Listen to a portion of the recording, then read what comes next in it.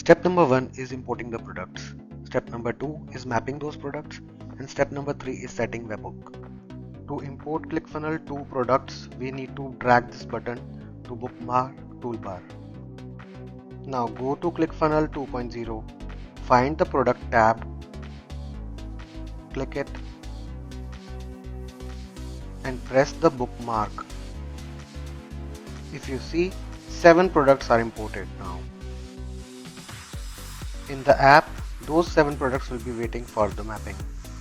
Go to the app again, click step number 2. So first section is pending section where those 7 products are waiting to be mapped. One by one you have to perform some action on it. So you can map it to a product, you can map it to a bundle, you can mark it as a bypass product, you can mark it as bypass shipping, or you can ignore it. For this particular product, I want to map it to a specific product in Shopify. The products that I are looking at are Shopify products, not the ClickFunnels products. Here I am searching for a t-shirt. Even if you want to map variant to variant, you have to select the default variant. Now go to map section. It is mapped to white medium shirt. Optionally, you can open the settings. You can add custom price. You can mark it as free plus shipping, add quantity. Let's skip it for now. There should be no pending products in the tab. If they are pending products, then order will not move to Shopify. Let's see other options.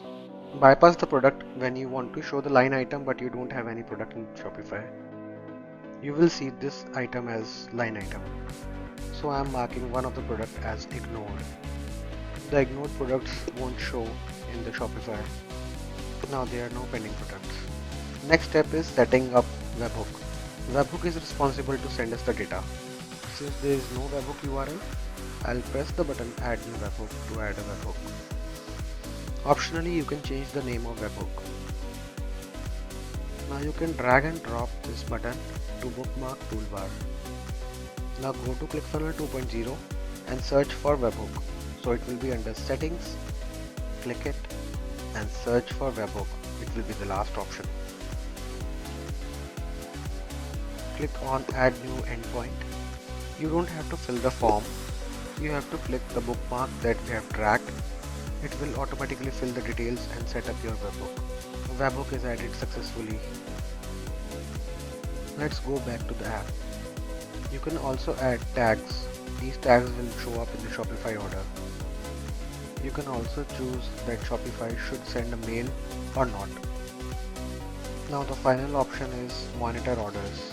Here you will see the order status. The app takes 5 minutes to process all the orders from a customer so that it can bundle it and push it to Shopify. Thanks for choosing ClickifyPro 2.